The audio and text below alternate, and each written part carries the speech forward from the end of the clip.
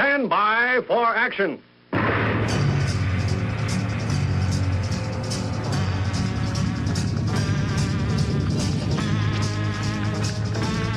Thanks, everybody. My name is David. I am the Unpleasant Blind Guy. This time, the Wayback Commentaries for 2015 continues as the underground professor, the Reverend Michael E. Jones, and I discuss teaching tactics and other issues surrounding the way back. You bring up a point about doing that, which is, I know there are a lot of angry people out there, and we've got darn good reason to be angry, but just getting in somebody's face and saying, well, you ought to teach this stuff this way, you jerk, that's not going to get you anywhere. Sorry, my British friends, but I'm not a huge fan of the Beatles, only because their stuff just got vastly overplayed over here. But, from their song Revolution, if you go around, I'll rephrase it a little bit. If you go around acting like a dirtbag and yelling in people's faces and being disrespectful, you're just going to close their minds against you. And that's why I try to approach some things the way I do, even from a perspective viewpoint, a progressive viewpoint. I try to let progressives know that, for instance, what's going on now with the progressive Muslim control base will not serve them and their needs. It's not so much about how it's a bad thing for conservatives or libertarians. It's about how it's a bad thing for progressives. It's kind of like how. Have you ever heard of the guy in Las Vegas who has the trained cats?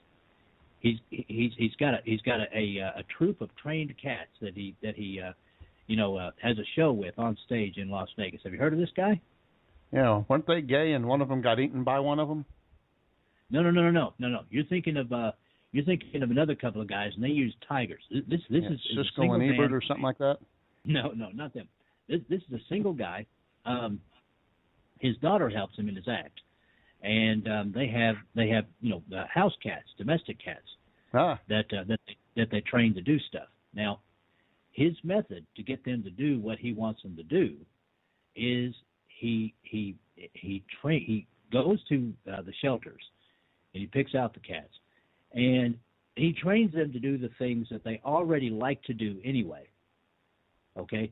He doesn't try and train a house cat to do something that it doesn't want to do. If you're not familiar with house cats, if a cat doesn't want to do something, you're going to have a really hard time training it to do that. But if it already likes doing something, then you're halfway there, and that's what he does. He trains the cats to do the things that they like to do. In other words, he gets on their level as far as, this cat may like to jump from one platform to the next one, so he trains them to do that, and they do it because they like to do it anyway. Okay, I'm with you. Yeah. My father always said though that a cat has staff and dogs have masters. Oh, absolutely, yeah, absolutely. So when you approach someone like an educator, or just someone, let's say somebody at work, Gieske's told me about this guy at work that's this big progressive that's always popping off. If you have somebody at work like that, you can approach them and just say, okay, well, all right, now you're for massive welfare, and okay, you and I can argue over whether or not that's a good thing, but how about the fact that President Obama wants to import 100,000 combat-age men from the Middle East? I mean, is that not going to make for less welfare for the indigenous people of the United States, for American Indians, and for black people? Is that not going to hurt the people that are already here? In other words, teach it. You got to hit them at their level. I always ask them why all these able-bodied men are coming here, and it's too dangerous to bring their wives and children with them, so they leave them in the war zone that they're fleeing. Exactly. Yes. That's another good way of doing it. I've got a friend. He doesn't mind that I call him this, so I'm just going to say it. I've got a friend, that I call Paranoid Paul. He's not very political, but when he thinks about politics, he's fairly well on point. And he calls these guys cowards. He says, well, why are that they're young men of fighting age? Why the heck are they leaving the area? If your side is losing, find another side to fight on. Don't go off somewhere else. The message has to be tailored to the person, and that's something that the left does, Prof, very well. As you know, they've got messages for kids through things like Sesame Street. They've got tons of messages for preteens and teens through things like MTV and popular music. They've got messages for the older people, in the form of some of their people that they trot out from Hollywood and the old music days. They've got plenty of messages for them, and they've got messages for the 18 to 50 crowd as well, with some of the television programs they right, yeah. One of their great means of messaging, as we know, is through television. And I was talking to Kel about this earlier. I used to like the show, The Big Bang Theory, but it went hard left messaging a long time ago. I can't even watch the show anymore. But it has a wide appeal to that 18 to 50 crowd. And that's what they do. They have a message for everyone of almost every interest. And that those are the kinds of things that we have to develop on the right when we're teaching people about this stuff. Yeah. Your thoughts? Yeah, they lost me when they started marrying each other and coming out of the closet and pushing. They got famous enough that they could change the direction of the show from just being funny to being a political statement, and that lost it. Same with Seth Rogen, is the stuff he's constantly doing and saying, and it's just such idiocy, like the thing about Ben Carson. So I won't see another Seth Rogen movie, and that's too bad because I really liked his stuff. But the problem is we don't seem to have anybody that's offering a difference. And when we do, when you get things that are being offered, like religious movies, they aren't correct, or they're preachy, and they're not.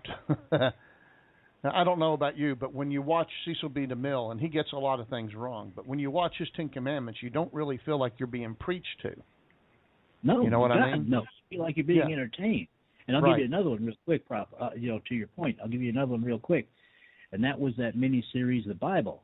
Now, the guy that put that thing together was an Obama supporter, but that's dynamite entertainment. I haven't seen it yet. Do yourself a favor and watch it. It's probably on your Netflix or something like that. Oh yeah, I have had it a look on there saved, but he was an Obama supporter. I thought the devil looked like Obama in that thing. Well, that's what people said, But the point is, I took a look. I took my own look at the ratings for the nights that thing was on, and it destroyed everything in its path.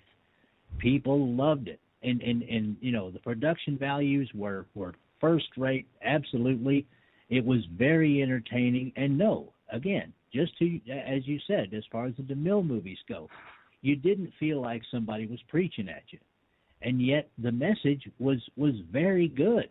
I would say to anybody, do yourself a favor and watch that if you can manage it. Heck, even the DVD isn't that expensive. I want to get it for myself because, it's exactly the sort of thing you're talking about, Prof. It's not preachy, and yet it is very inspiring. So there you go. Back to you. So, now, when I was listening to parts 1 and 2, I kept thinking we need to add Bastiat's books, like And then you made good on your revisions. So yes, you put Bastiat in there in part 3. Did I not hear his name? Yes. Yep. Yeah. You did. Bastiat, Locke. And again the precursors to our Bill of Rights. I put those in as well. Yes. Because people have to know how the American Republic started. They have to know where all that. Yes, how and why, and they have to realize this wasn't just made out of whole cloth. That this began with our Constitution in a way began with the 12 Tables of Roman Law, and the Bill of Rights in a way began with the Magna Carta. But there's a whole line of stuff that goes all the way down to the 17th century that they had to build on in order to create all that. Right. So people of the future will need this so that they're not saying, oh, the great founders of the American Republic did sit in Philadelphia in a hot, sweaty room and did poop this greatness out of their rear ends. No, that's well, that came out of their cat's behind, evidently, according to you. Yeah. But if they do that, then there's bound to be somebody sitting on the side going, "Oh, come on, nobody's that good." But if you give exactly. I think I have every book you listed. Go ahead. I'm sorry, I didn't hear you still talking. I apologize. Well, no, I'm just going to say, if you give them the information of how they came to that, then suddenly those framers become human as the people that are going to be setting up the Republic at a time that we know not. Right, the next time. Yeah. I agree. Exactly. And of course, they'll be flawed too, but hopefully they can do what the founders did. The founders learned from the mistakes of those in the republics of the past, and they refined political science. And I would like to think that the next generation that has to do this will learn from the mistakes the founders made, pay a little more attention to the anti-federalists and stuff. So you would want to add the anti-federalist papers, Cato's papers, etc. Yes, letters to the farmer, from the Pennsylvania. I've been doing the B Team series on the Founding Fathers. I think a lot of their writing we probably ought to tuck in there somewhere. But did you mention C.S. Lewis? You know what? You're right. That would be a great one. But this ties in right here, Prof. You've already, through the talks we've had, you've contributed a couple of things, and not just these writers. C.S. Lewis is great, by the way. But you've talked about buying large, like large numbers of some of these things and passing them out. You've also talked about creating little small, as you said, Minuteman pamphlets that you can just hand out that won't be really big things. Stuff that you can just kind of carry along in your coat. And if we do have a repressive government and you talk to someone and you think you can trust them, you go, hey, here, I got something for you. Here you go. And it might have one of Cato's letters in it, or something like that. This is exactly what I'm talking about when I'm talking about making individualistic choices, along with the other stuff that I suggested. Yes. Yep. And I figured we might as well include some of the stuff from the Ink Spots since you included Tolkien. I figured, well, you better balance that with C.S. Lewis, and there is one book I think that may be instrumental, and that is, if someone wants to understand what government is, it would be called The Basic American Government by Carson. And I don't even know if it's still in print anymore, but it was how I learned what I know. Most of what I know came out of that book and the 5,000-Year Lead, of course. Now, is that a textbook? Huh? It's a textbook, yeah. Okay. No, like from the 70s or something, So it's pre-polluted textbooking, and that's what I'm talking about. In other words, it's a good old-fashioned civics book. Right. The way they used to be, and you mentioned that. I think I remember you saying that we needed to beat the 70s or 60s so that we could get stuff that hasn't been modified completely by the Fabian socialists. Right. Yeah. Yes, I think I said, basically anything before about 1970. Certainly anything before the 80s. Right. Some of the stuff in the 70s is okay, but it's by the 70s. This is when I went to school, and it's more or less when you went to school. I think we're about the same age. Things were already starting to be modified, but only in that they were not as complete as they could have been.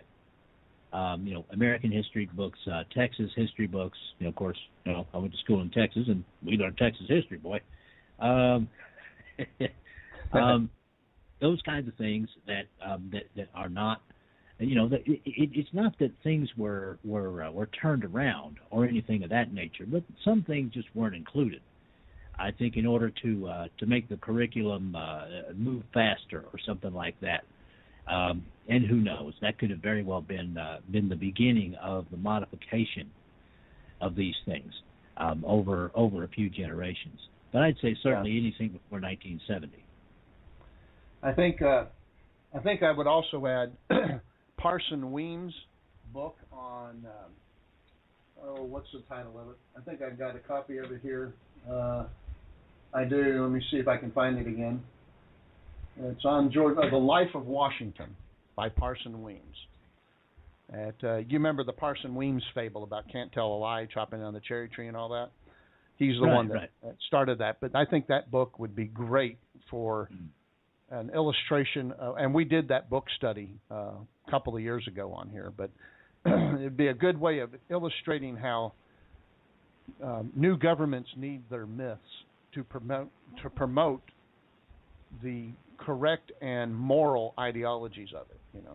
Not out and out lies like the Soviet Union did to promote what it thought was good about its system, but the morals of not lying, and telling the truth, and that's why everybody could trust George Washington to do the right thing. The man was a consummate liar and a spy master. And everybody knew this when Parson Weems wrote his book right after the death of Washington.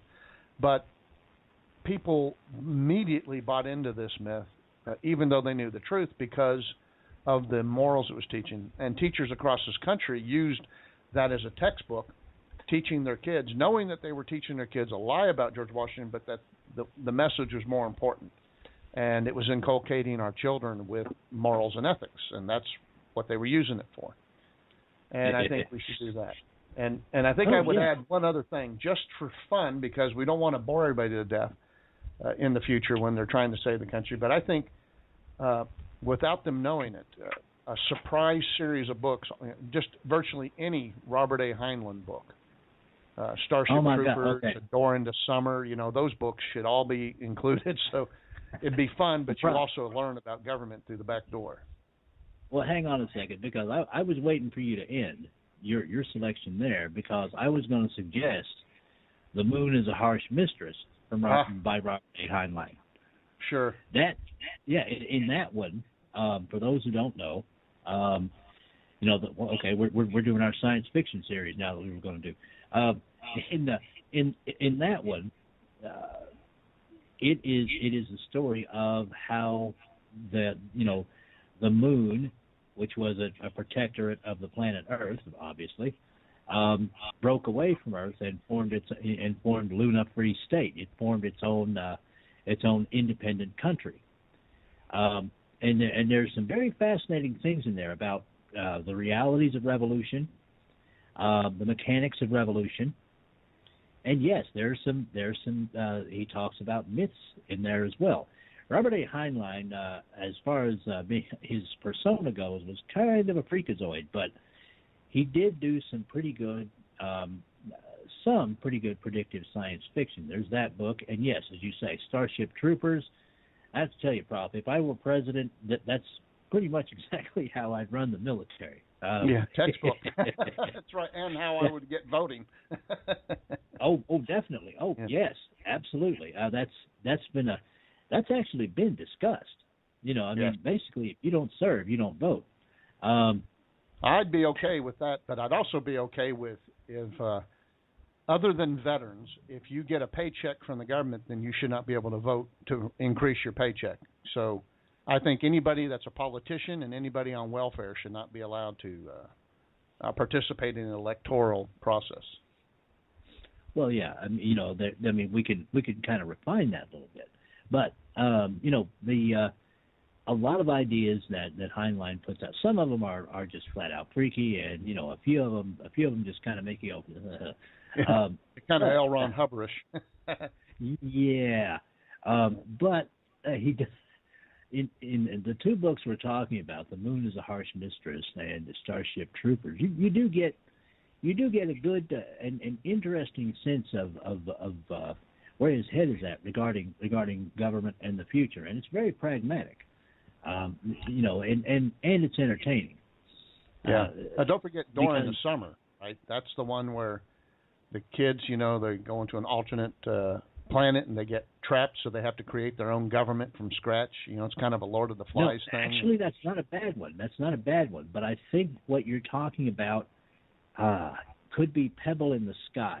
People might have. Oh, to am I look getting for them that. confused? It's been a long time, but yeah. You know what? I'm going to go buy them all now so I can start reading them again on Kindle. Well, yeah. I mean, it's you're exactly right though. If Pebble in the Sky is the title, that is what happens. What happens for, again, this is for people who don't know, young people who are about to graduate high school or in some cases college have to pass a kind of a survival course. It's kind of a weekend deal. They send them off to a planet that they're not familiar with, and they have to survive for a weekend. No big deal, right? Except something happens with the transportation system that sent them out there, and they're stuck for a couple of years. They have to form their own government. They have to form associations, alliances, stuff like that. And yes, that's a great book you thought of, because in there things could have gone either way. I mean, they could have all turned into, they could have turned into a bunch of, roving gangs and stuff like that. But what they wound up doing was setting up an actual town with law enforcement and manufacturing. Well, the way you should word it is that they set up civilized society with a social compact as opposed to might makes right. Yes. I'm holding up my Second Amendment coin. For those of you on Periscope can see it. It's copper. And it's really cool looking, I think. Yep. And it's a $2 copper coin. I like these. For those of you who want species in the future to, forgot to turn on ag, to protect yourself so you can buy things. I always have this. Every show I have this. I'm usually nervously fondling it while I'm thinking. Gives my hands something to do and keeps them out of my nose. All right, Harris here. We got everybody in the back here. So there's some boys out in my field playing football, and here you go, Harris. Yeah. And so that's why those kids were barking earlier. The dogs were barking earlier. All right, so we're talking with Agador, the unpleasant blind guy. Over the Way Back, a series we've been doing. And we're talking about modern books. And one of the things I think, instead of saying what I would include, one of the things I would not include are any of the books by the exalted one, Rush Limbaugh, or Glenn Beck, or even, what's his name, the other one, Mark Levin. Really? I've read all their books, and none of them would I want to put into a package to save the country because of the way they're designed and what they talk about. What do you think? So you would not include, now I've got to say, I have my issues with Glenn Beck, and that's well known. But I have to say that I have learned a couple of historical things from him, like, what initiated the Wounded Knee Massacre, and I have to say that I'm very appreciative of that. But I have not actually sat down and read any of his books. So, I would appreciate knowing why you wouldn't want to put any of his books or the others in, just, for my own edification and for that of the listeners. Well, I'll tell you, here's why. What do they focus on? Limbaugh's books, like See, I Told You So and stuff, are things that he talked about on the radio show, but mostly they point out the faults of progressivism and liberalism. And if we're at the point where we're having to restore a constitution that's dead and a progressive Muslim type country, then I don't think that argument needs to be made anymore. I think the argument needs to be made of why a republic, not why everybody else is wrong. And a lot of these end up having political statements that they put in that are just that. And they're politics. They're not I have a definition I call creative politics and innuendo politics, and that they fall into mostly that. Now, creative politics today, at the time of the revolution, may very well have fallen into innuendo politics. I mean, things like Thomas Paine, right, the Declaration of Independence, they were all innuendo politics, but they also served another point, and they were creative. They were creating a new world order, and that's what they were trying to do, something that had not been done before, a republic that had never existed in history. And they were very successful at what they did, in creating a more perfect union, not a perfect one. But when I look at these things that they write, I don't see anything in it that is a concept that we need to rebuild and that the entire book would be worth having. In order to do one of these, I think the entire concept of the book must run through, and so, because books aren't cheap, and they're big and cumbersome, and and so you would want them to be worth the effort of hauling around and secreting and hiding and reading and memorizing and teaching. So I don't think that we need that. Now, there's that one book, I don't remember, I've got it up here on the shelf, that he does. As an Indian, I already knew about Wounded Knee, but the concepts of the book were that government does a lot more wrong than we give it credit for, and we get that. But I don't know that I would stick that in. That's it for this time. Next time, the Wayback Commentaries 2015 continues with the Underground Professor. Agador and the Underground Professor, both sitting high atop a double rainbow, gaily swinging our feet over the Hermitage of North Texas's liberal conservative studies. This has been copyrighted in the year of your Lord 2015, via con carne for the Agadorable fans and via con toodles for mine. I appreciate each and every one of you. Thank you for listening, and may your God go with you. Goodbye.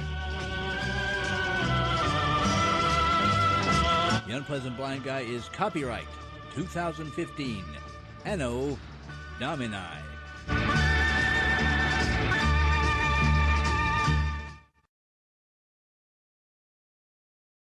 Now for Dave's Canes. Extras that help you navigate the new media world. You're listening to the SHR Media Network. The new show on the SHR Media Network, Sackheads Against Tyranny, on shrmedia.com. Go there quick like a bunny, 11 p.m. Eastern, 8 p.m. Pacific, every Wednesday, live and direct on the SHR Media Network, shrmedia.com. Be there. When dirty politicians, shadow governments, and deceptive Islam blind the world with fake stream media smoke, their only fear is one man with a cane. I'm Dave Milner. Join me through shrmedia.com, highplains.talkradio.com, and the Western Free Radio Network at Spreaker, YouTube, and iTunes for a different perspective weekly on the Unpleasant Blind Guy. And catch me on Jeff Mitchell's EDL Radio on blogtalkradio.com. There's no surrender ever, because truth is not always pleasant. Hey, this is Michael Wright. And I'm Shannon Wright. Join us for The Right Way with Shannon and Mike, Monday through Thursday from 7 to 9 a.m. right here on SHR Media. Why are they joining us? for fun things like sports, politics, Oh, maybe some news and entertainment? and all kinds of other things. Money and recipes and events, all kinds of stuff. Yeah, so join us Monday through Thursday, 7 to 9 a.m. here on shrmedia.com. Hey, who's going to take Sean's chair? I'll run the buttons if you want. The what? The slider what? thingies. The Those what? things. We have those? Yeah, right over there. Where? It's on the board. Damn technology. Fucking technology. I know. What are we going to call it? Call what? The show. What? The show. What show? The new show, Wednesdays. Every Wednesday on shrmedia.com. 11 p.m. Eastern, 8 p.m. Pacific. Sackheads. Against tyranny. There you Against go. tyranny. I like that. Let's do it. You guys are porked.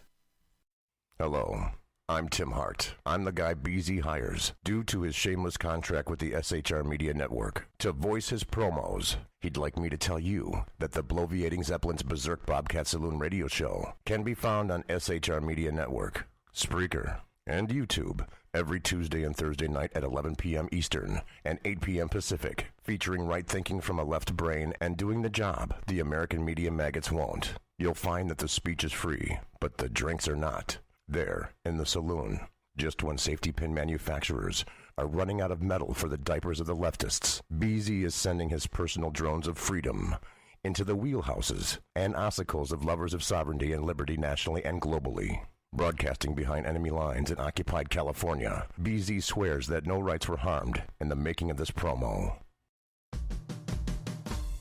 It's your business diva here, Melanie Collette. I am inviting you to a front row seat as I discuss some of the most intriguing details of wealth and finance with today's movers and shakers in the world of business. Listen in and discover financial truths on a global, domestic, and household scale. Uncover topics that will impact your wallet today and in the future. Money Talk with Melanie airs Monday through Friday, 5 p.m. East, 2 p.m. West, right here on SHR Media and High Plains Pundit Talk Radio. You can't afford to miss it. Conservative media done right.